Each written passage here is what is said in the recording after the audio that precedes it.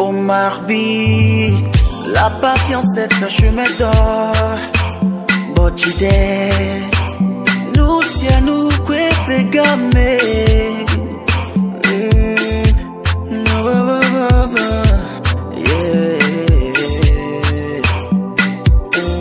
Nous kodia, nous agbe ale kodia, voix anya benu nyele, kingwe enu voile, aya kole dwa muni, hia besepeo, to via diko, bereka olago azonko, enu nyona menti, mi la fuanti doji bochidi, no sia no kwebe kame, agbe, dagbe mi apio.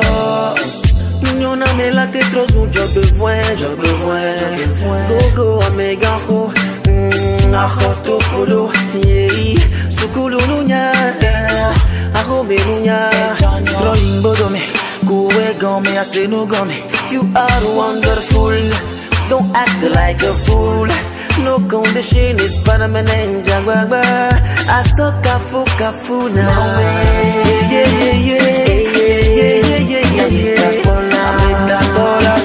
Mawina metabolase,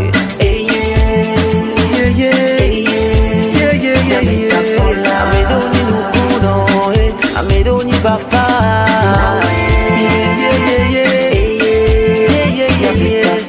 metabolase, mawina metabolase.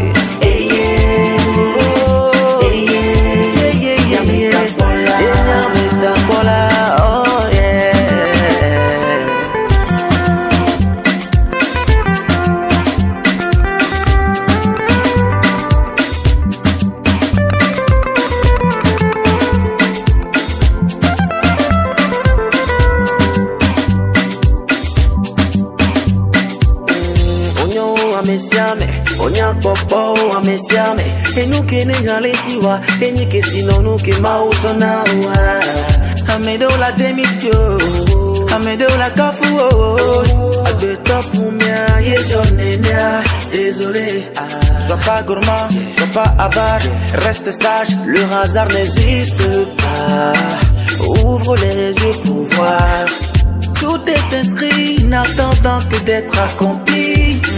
Calme-toi, take it easy, cause you are wonderful. Don't act like a fool. No condition is permanent. Jababa, asoka fuka na ma. Yameta kola, no sia no pegameli. Mawe, yameta kola. Jagbaba.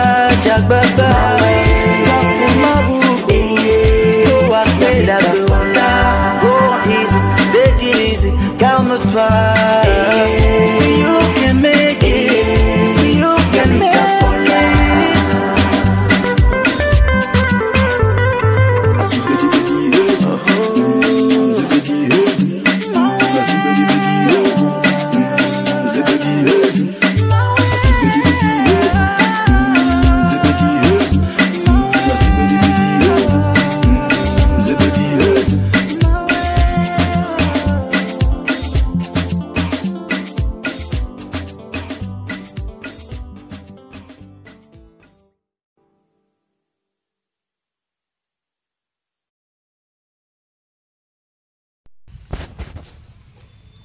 Avoir une bonne réputation.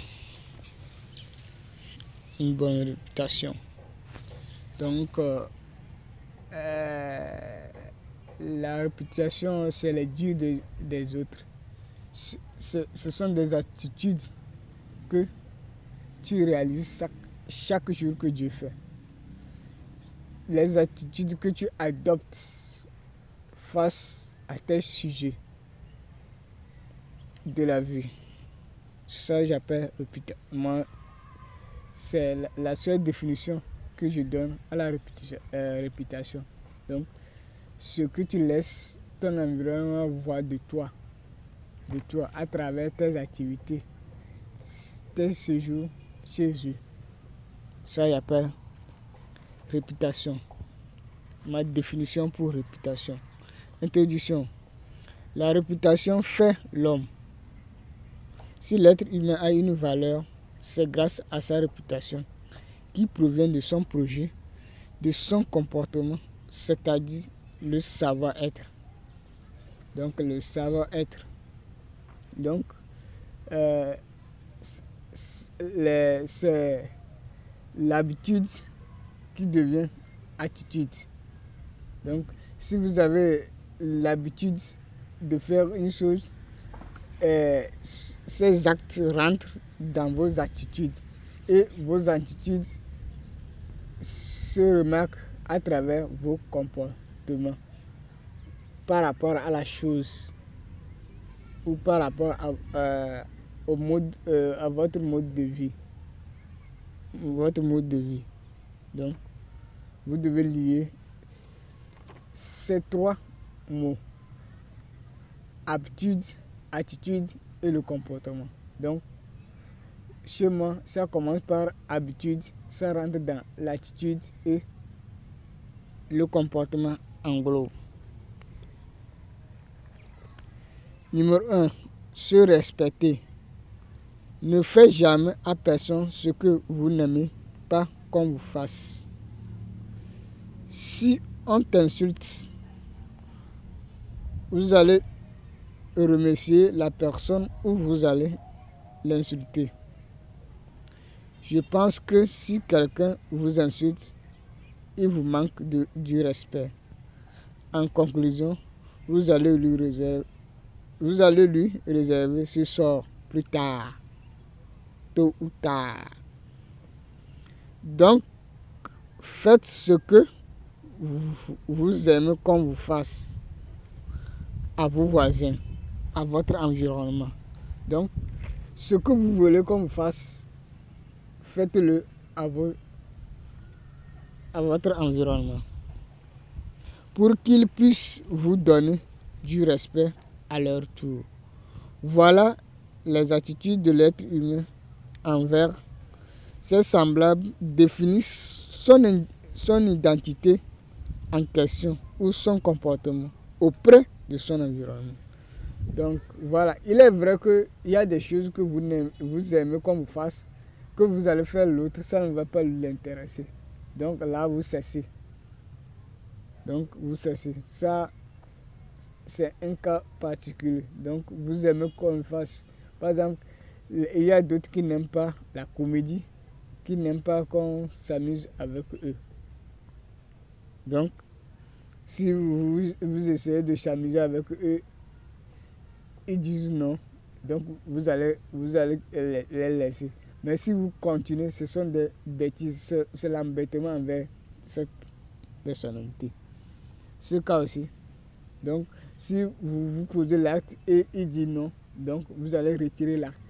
Et vous allez poser l'acte qu'il aime. Ou soit vous quittez immédiatement la personne. Faire vos obligations. Ici, l'être humain doit connaître ses devoirs et ses droits qu'il doit accomplir chaque jour que Dieu fait. Donc, vous allez comprendre ce qui est votre devoir, ce qui est votre droit. Selon les propos d'Épithète, tu es comme un acteur et l'auteur, c'est Dieu. S'il te confie le rôle d'un mendiant, joue-le convenablement comme cela se doit. Donc, cette citation signifie que chaque être humain a un rôle à jouer sur cette terre, sur la planète Terre. Donc, chacun a sa mission que Dieu lui a confiée de venir réaliser sur cette terre au nom de lui. Donc, à travers nos relations, je constate aussi, parce que nous, les êtres humains aussi, nous avons des lois que nous respectons. Donc, respecter une loi, c'est de jouer son rôle. Que la nation ou la localité vous a confié. Donc la loi, c'est une mission. Elle est obligatoire à tout le monde. Donc tout le monde doit les choses. Donc votre loi, comment, si vous voulez créer une société, vous êtes un groupe d'hommes, il y a toujours des lois qui vous gouvernent, que vous allez utiliser pour être en cohésion, pour être en paix. Donc vous devez respecter ça, vous devez jouer votre rôle.